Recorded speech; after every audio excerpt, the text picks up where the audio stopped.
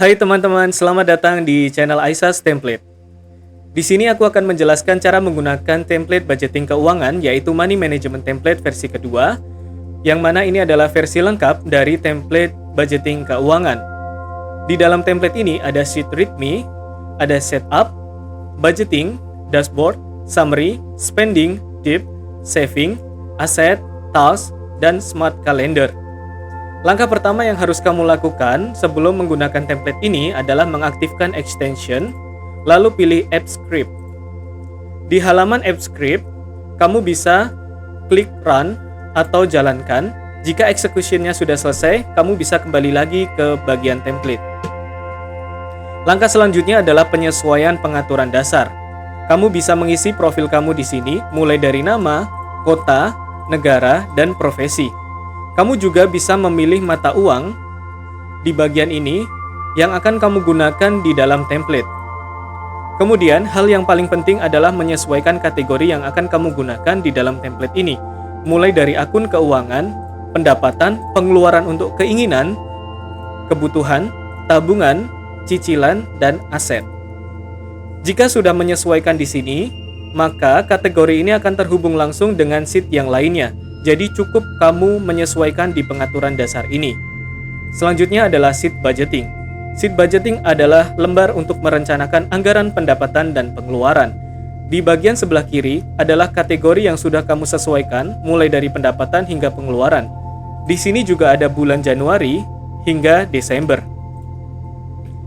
Aku akan mencontohkan untuk rencana anggaranku di bulan Juni. Untuk kategori pendapatan, yaitu gaji, aku akan merencanakan di bulan Juni mendapatkan gaji 6.300.000 dan hasil konten 5 juta rupiah dengan total 11.300.000.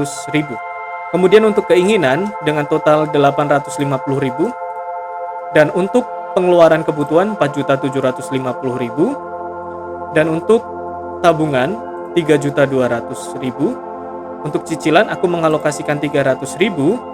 Untuk aset, yaitu penambahan aset, aku mengalokasikan sebesar 2.200.000. Sheet selanjutnya ini adalah dashboard. Ini adalah ringkasan laporan keuanganmu dalam 1 tahun.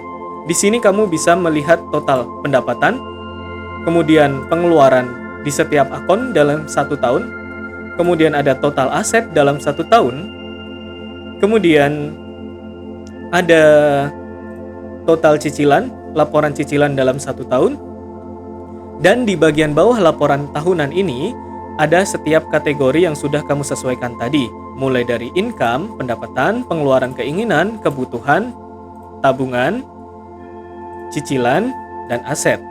Karena ini laporan dalam 1 tahun, maka kategorinya atau acuannya yaitu per bulan. Total pendapatanku di bulan Juni rencananya adalah 11.300.000 sesuai yang diisi di sheet budgeting tadi. Jadi teman-teman nggak perlu ngisi lagi di lembar ini ya, karena ini otomatis akan terinput dari sheet budgeting untuk rencananya. Begitu juga untuk pengeluaran yang lainnya. Selanjutnya adalah sheet summary. Sheet summary adalah laporan bulanan kalian. Di sini menunjukkan laporan bulanan di bulan Juni. Kamu bisa mengganti bulan yang ingin kamu tampilkan laporannya di bagian ini. Silakan pilih bulan yang kamu inginkan, lalu klik. Karena aku mencontohkan di bulan Juni, maka di bulan Mei tidak ada data yang ditampilkan. Kita kembali lagi ke bulan Juni. Di laporan bulanan ini, kamu bisa melihat pengeluaran di setiap akun keuanganmu.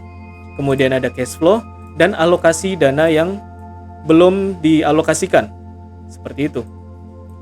Kemudian, kamu juga bisa mengisi target bulananmu di sini. Jika kamu sudah memenuhi target itu, kamu bisa menekan checklist di sini dan target akan tercoret. Dan di bagian bawah ini adalah kategori pendapatan dan pengeluaran. Sesuai dengan kategori yang sudah kamu sesuaikan tadi, di bagian setup seperti gaji, hasil konten, dan lain sebagainya, maka ini akan menunjukkan laporan dalam setiap bulannya, baik dalam rencana atau aktualnya. Di sini aku akan mencontohkan bagaimana cara mengisi aktual, yaitu di sheet spending. Sheet spending ini sangat penting karena ini adalah lembar untuk mencatat transaksi harian kamu.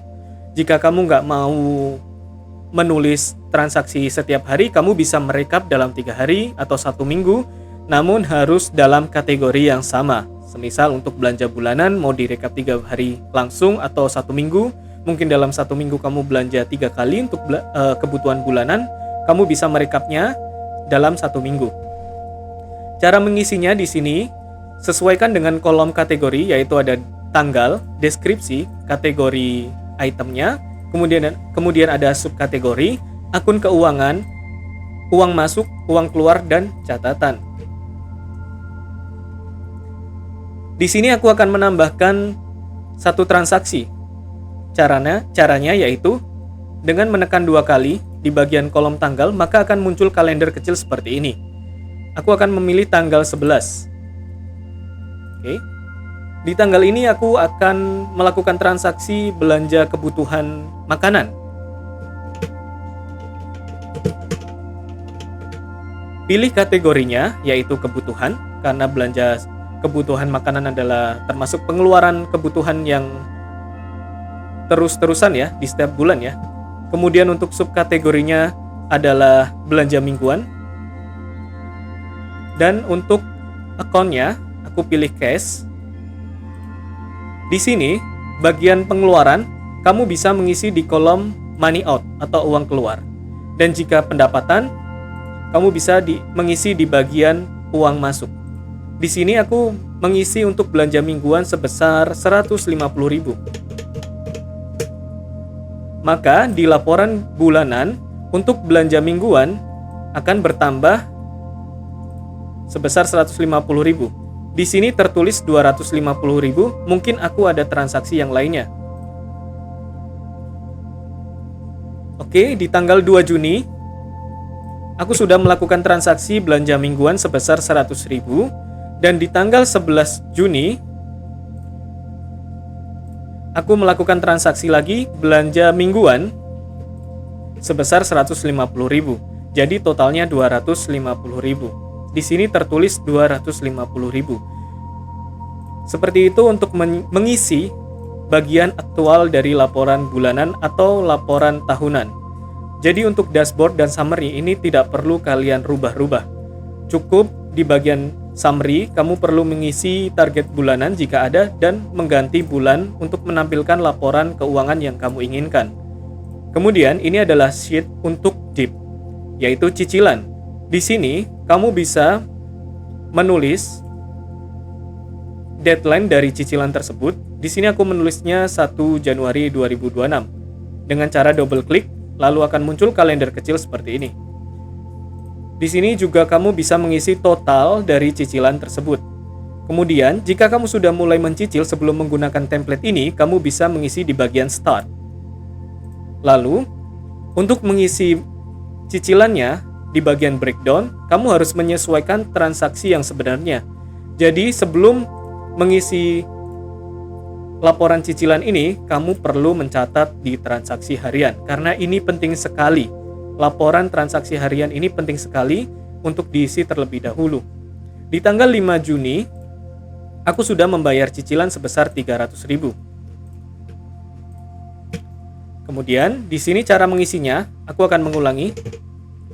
Double klik di bagian tanggal, pilih tanggal 5, lalu isikan nominal yang kamu bayarkan. Jika sudah, maka di keterangan paid atau yang terbayarkan menjadi 300.000 dan kekurangan bayar menjadi 3.700.000. Hanya 3 kolom di bagian keterangan ini yang perlu kamu isi. 3 kolom lainnya tidak perlu kamu isi karena sudah otomatis terupdate sendiri. Kemudian di sheet saving, ini adalah rincian target tabungan kamu. Kamu bisa mengisinya dengan target tabungan. Contohnya di sini aku akan menargetkan tabungan utama ya, yaitu sebesar 80 juta, dan aku sudah mulai menabung sebesar 40 juta sebelum menggunakan template ini, dan deadline yang aku inginkan 2 Januari 2026. Caranya mudah, aku hapus dulu. Langkah sebelum mengisi target menabung ini, kamu harus mengisi transaksi terlebih dahulu. Tanggal 4 Juni aku sudah mengisi transaksi untuk menabung, maka aku harus merealisasikan di sheet tabungan. Di bagian tanggal, kamu bisa double klik, lalu pilih tanggal 4 Juni sesuai transaksi, input nominalnya 2 juta, lalu di bagian status, kamu pilih saving. Maka, total tabungan kamu sudah bertambah 42 juta, yang 40 ini adalah tabungan awal sebelum menggunakan template ini, dan 2 juta adalah tabungan yang baru. Kemudian kekurangan dari tabungan ini adalah 38 juta. Begitu juga jika kamu baru memulai menabung saat menggunakan template ini, kamu tidak perlu mengisi bagian start. Selanjutnya adalah sheet untuk aset. Di sini kamu bisa menentukan aset kamu, apakah termasuk saham atau bukan saham. Di bagian breakdown, kamu bisa menentukan hal tersebut. Jika saham kamu pilih yang stop, dan non-saham pilih yang non-stop. Kategori ini akan otomatis terinput di dalam tabel yang saham dan tidak saham. Contohnya seperti ini. Di sini aku akan memilih untuk saham. Maka kategori tersebut akan berpindah di di tabel saham. Kemudian untuk yang non-saham, aku pilih non-saham. Dia akan berpindah di tabel non-saham. Bagaimana cara mengisi bagian saham? Pertama, kamu harus menentukan negara mana saham itu ada. Di sini aku memilih Indonesia, lalu aku memilih, aku mengisi kode emitennya. Maka otomatis harga akan update. Harga ini real time dengan minus, yaitu delay 10 menit. Kemudian lembar saham. Karena aku membeli saham tersebut dengan modal 1.200.000 dengan harga 4.000, maka aku akan mendapatkan 300 lembar saham. Di sini kamu perlu mengisi lembar sahamnya. Maka totalnya sudah terlihat ya di sini. Baik, bagaimana dengan yang bukan saham? Bukan saham, kamu hanya perlu mengisi di bagian amount. Misal kamu menyimpan untuk tabungan sekolah anak masa depan sebesar 1 juta. Angka ini akan berpindah ke dalam total non-stop. Dan jika kamu akan menambah lagi di bulan depan, kamu hanya perlu mengisi di bagian amount sebesar 500.000 dan angkanya akan otomatis menambah di bagian total non-stop. Seperti itu. Di bagian total ini adalah keterangan dari keseluruhan aset. Untuk kolom capital, ini kamu bisa mengisi jika kategori itu termasuk saham. Dan jika bukan saham, kamu tidak perlu mengisinya. Kemudian, sheet selanjutnya adalah sheet task. Di sini berfungsi untuk mencatat agenda atau kegiatan kalian, disesuaikan berdasarkan tanggal. Di sini aku mencatat di tanggal 4 Juni, agenda pertamaku liburan ke Bali. Kemudian agenda kedua main ke Raja Ampat. Lalu kamu bisa mengecek di bagian kalendernya. Di tanggal 4 Juni, sudah terinput liburan ke Bali dan main ke Raja Ampat. Kamu juga bisa mencoba di tanggal yang lain. Aku contohkan di tanggal 7. Agendanya adalah reuni sekolah. Maka di bagian kalender, tepatnya di tanggal 7, akan terinput reuni sekolah. Jika kamu sudah melaksanakan kegiatan tersebut, kamu bisa menekan checklist. Lalu bagaimana cara merubah merubah bulannya? Kamu bisa menekan di bagian sini, di bagian bulan, lalu pilih bulan yang ingin ditampilkan. Contohnya misal April.